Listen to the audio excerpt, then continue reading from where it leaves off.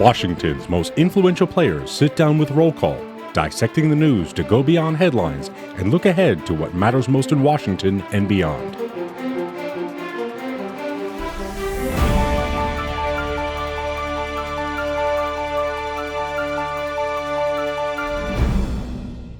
When you saw on Tuesday night Hillary Clinton's big historic moment, taking the nomination, and Bernie Sanders saying he's going to fight on to Philadelphia no matter what, how did you feel about both the historic moment and your own candidate?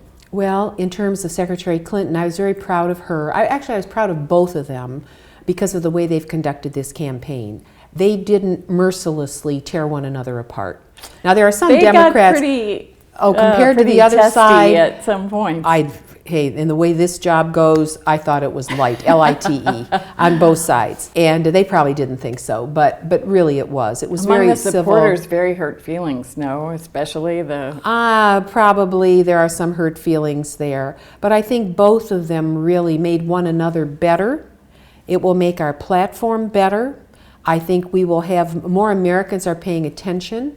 So I'm very optimistic about the future. I think the platform will be really important.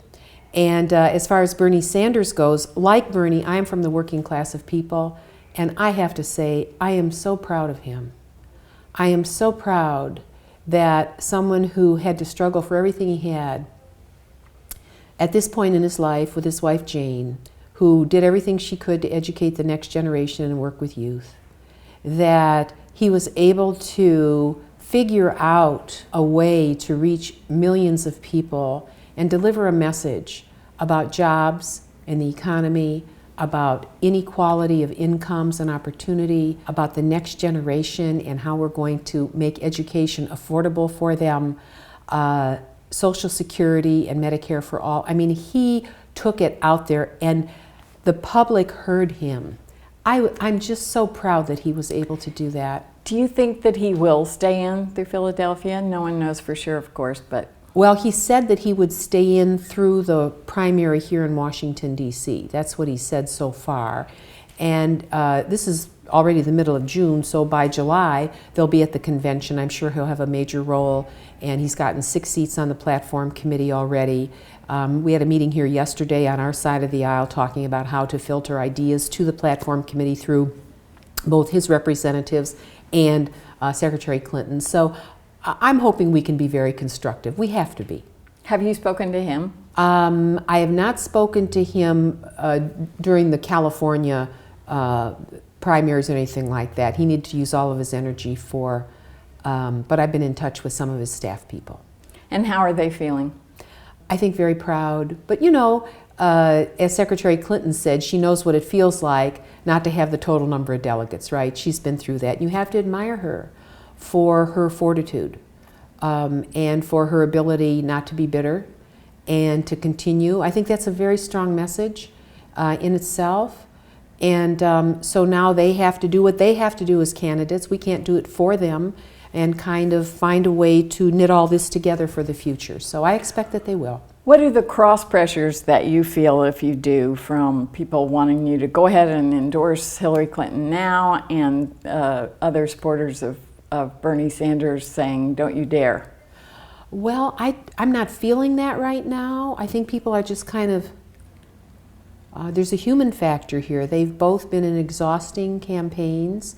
I think you have to give a little bit of time for the dust to settle. You know, they have to be of a mind to kind of move forward. The president's trying to help. You know, a lot of things are going to happen this week. So I just think you have to give it a little bit of time. What would you say to the people who wonder whether Bernie Sanders supporters, many of them, will support Donald Trump? Because you do hear that.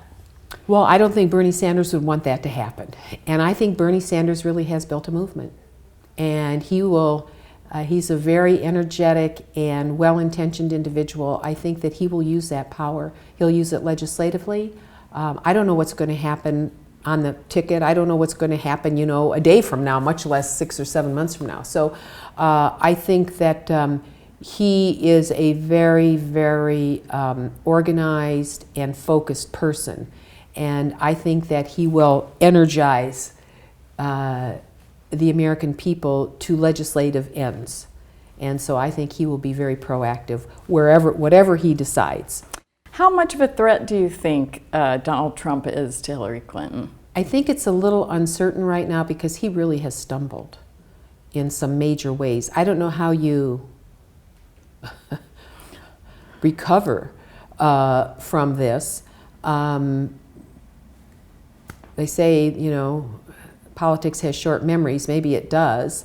But he has really been offensive to large segments of the American public. I couldn't understand how someone from New York City, with the kind of business experience that he has, could be so offensive to Muslims, to women, to Mexican Americans. I mean, it confounds me. I kept thinking, is this an act? Is he just trying to get attention? Because he got a great deal of attention. The more tantrums he threw, right, the more attention he got. I thought, well, maybe this is a media strategy. But he doesn't seem to stop, even after he's gotten the nomination. So I don't know what's going to happen. But I would say that in places like Ohio, Pennsylvania, Michigan, Indiana, where we have just hemorrhaged jobs, all right, the jobs, trade, economic growth message is the central message. And the individual who will carry those states will have to have very practical approaches to meet the need in those places. Who would you like to see Hillary Clinton choose as her running mate? Oh, I think she has a wide set of choices. I think that because her experience is in the State Department and she spent a lot of time in the foreign policy realm, I would probably like to see someone who's actually delivered jobs at the state or the local level, who has facility in on the trade front, and not just banking experience, heaven forbid, but actually negotiating. For example, in my district, we just had elements of Ford Motor bring production back from Mexico. Now that was done by Joe Heinrichs, who's the president of Ford North America. There's a business person. I'm not saying he should be vice president. He's probably laughing if he hears this.